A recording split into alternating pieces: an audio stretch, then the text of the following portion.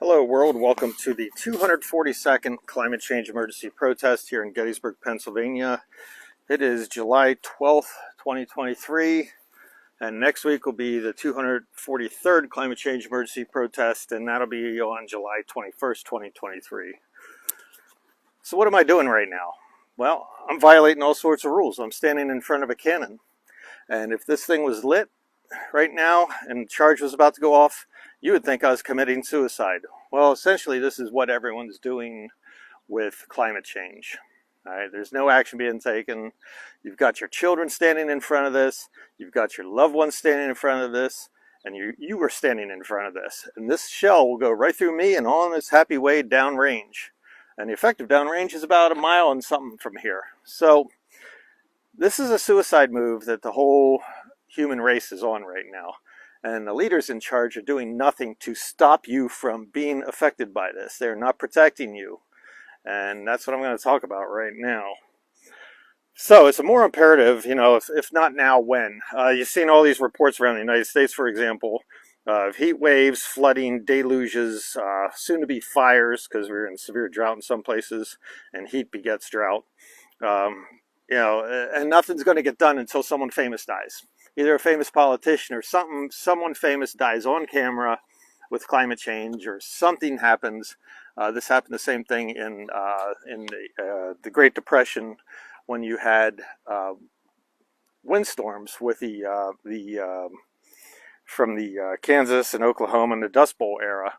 That nothing happened until the senators were directly affected in the Capitol itself. And they had a big meeting. They're running out of money, and they're not to up the funding for this one organization until the dust storm came during a speech, and then they were all affected by it. So are we that stupid that we're not going to do anything until we're all affected by it? It seems that way. So right now, nothing's getting done until there's a tightening of the noose of those you love and cherish, and you decide to start putting pressure on it. And that's the wrong time to be doing it. Humans have the ability to think ahead and actually prevent things if they choose to. But right now, we're not. The world right now, China, Japan, India, Spain, Mexico, have been affected by various floods, deluges, and especially heat. Heat waves, unbelievable. The Amazon jungle right now, okay? I got inside information that the Amazon now is past the tipping point. And this is freaky, and this is not known by many people right now. But the Amazon is past its tipping point, and that means that it's on this way to becoming a savanna. It might take 100 years, might take 10 years. But once it goes, and as it goes, it releases methane and carbon dioxide, and no longer uses that as no longer sequesters carbon dioxide and methane from the atmosphere. So we don't have that as a carbon sink. And what that represents between the two things, giving off carbon dioxide and instead of sequestering carbon dioxide, that represents another 1.5 degrees Celsius of increase in temperature for the whole globe. So these are the things that are happening, and nothing's being done. It's it's on its ever-increasing way to collapsing and becoming a desert. So what's causing this? Right now, well, you have a massive amount of carbon dioxide in the atmosphere, the most it's been in something like 5 million years. But if you throw in the equivalency of methane into the mix, you're up to 500, 600 parts per million at least. And you're dealing with some situations that this is happening at this amount right now. What's standing in the wings as a reserve is not only the Amazon situation, also the rainforest in Indonesia and Africa, and the taiga that's on fire right now in Canada and Siberia, the peat area in Siberia, and the permafrost in the Arctic. So there are other things involved too that we don't even know about yet. The glaciers, who knows when that goes, it's no longer a coolant for the atmosphere. And all the heat that was going into the glaciers and everything now goes into the atmosphere, as well as the oceans. The oceans in some parts of the Gulf of Mexico right now are 95 degrees Fahrenheit. Unbelievable. And temperatures won't cool down as long as the ocean remain hot. So we got a lot of bad things happening. So you have You have the carbon dioxide in the atmosphere. You have El Nino happening right now, which is a venting of the heat from the oceans. And whether this becomes a permanent El Nino, I don't know, which would be called an El Padre. Okay, no one knows about that. That was in the past, way back in previous epochs. And then also, so you have the CO2, you have the El Nino, and then you have the sun. The sun's more active until 2025 right now. It's in that phase, and that generates more heat as well because it provides more light to the Earth, and then that also calls into question as to whether we will ever cool down. So right now, the Biden administration is thinking about geoengineering, meaning to put crap in the atmosphere to screen out the sun. You know, this is an easy fix. This is like a drug addict that won't get off the drugs. There's no proposal to get off fossil fuels. They will not take on the fossil fuel industry. They will not reduce subsidies. They will not stop subsidies. The fossil fuel industry and subsidizing them is engaging in murder. Okay, this is the stuff that's going into the atmosphere that's going to kill us, and we're subsidizing people to do that, to drill for more, drill for more. Biden administration authorized the Willow Project in Alaska, which is going to contribute some 600 million barrels of oil at least to the atmosphere. And when gasoline is burned, it weighs a certain amount, but it increased by 2.5 times, I think it is, beyond its normal weight when it combines with oxygen. So it's a crazy amount of heat being generated. Biden administration auctioned off 2 giant leases in the Gulf of Mexico. He allowed Manchin to have Joe Manchin from West Virginia to have his natural gas pipeline, which is methane, from West Virginia down to North Carolina. This is a shit show going on here, and it's not right, and it's murder, straight up murder is what's happening, and it's being subsidized by the American public.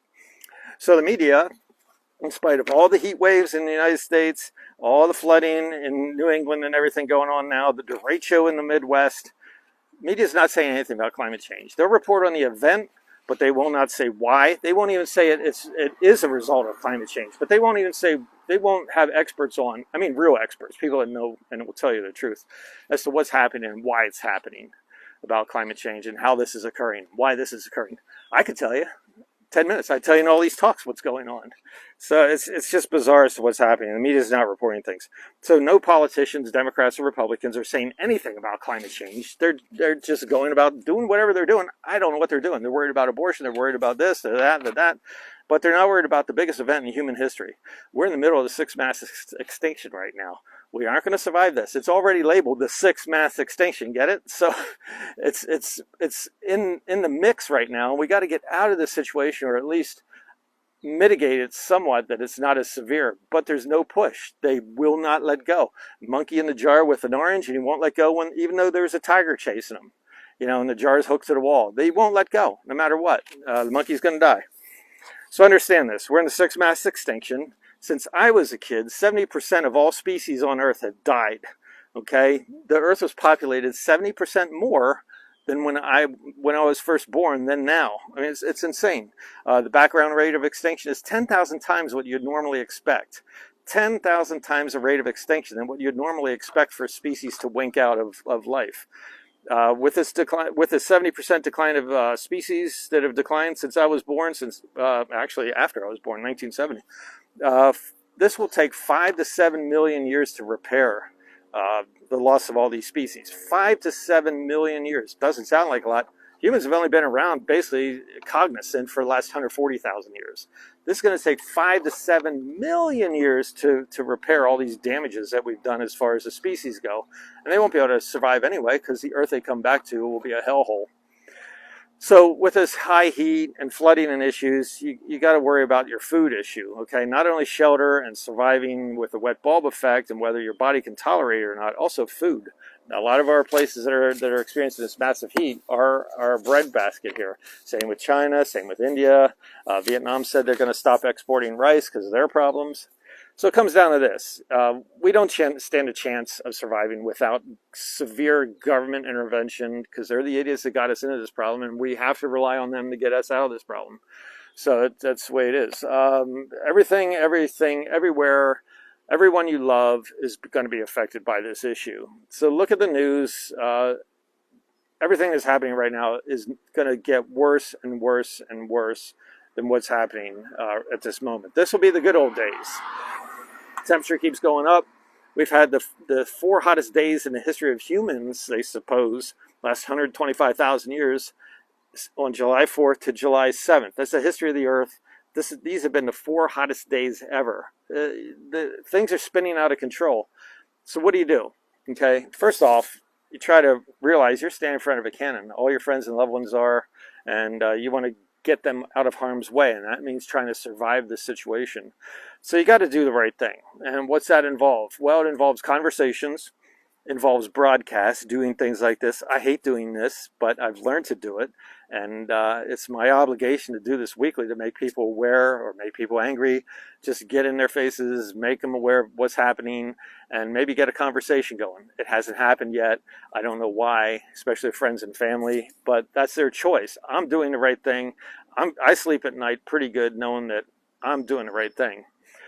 So the broadcasts also do protests. Okay, whenever there's a protest for groups, get together and do it. Okay, and don't let up. You need constant pressure, not a one and done. You don't want to be shrinking away from this in fear. That's the worst thing you do. You have a moral obligation to take this on. If you don't take this on, you're going to feel guilty at the very end and for the rest of your life, knowing that you didn't do something, that you didn't try. So you can do this. You're better than this. You people are good people, and everyone's good people down deep, and you can do this. You just start doing it. So I'm here. If you want to use these broadcasts as a springboard, an idea what to do, you can steal my ideas. I'm fine with that. Just start doing a broadcast. So we're in a 6th mass extinction right now. The last time there's a mass extinction going at this rate, actually we're going at a faster rate than those extinctions, 96% of all life disappeared from the face of Earth. So that was 251 million years ago. This is where we are. So you need to get your loved ones out of the way of this gun. Please do your best. Do those things I mentioned about do the right thing, conversations, broadcasts, protests, and constant pressure. Talk to your politicians and do what you need to do. I'll catch you next week. That'll be number 243. See you later.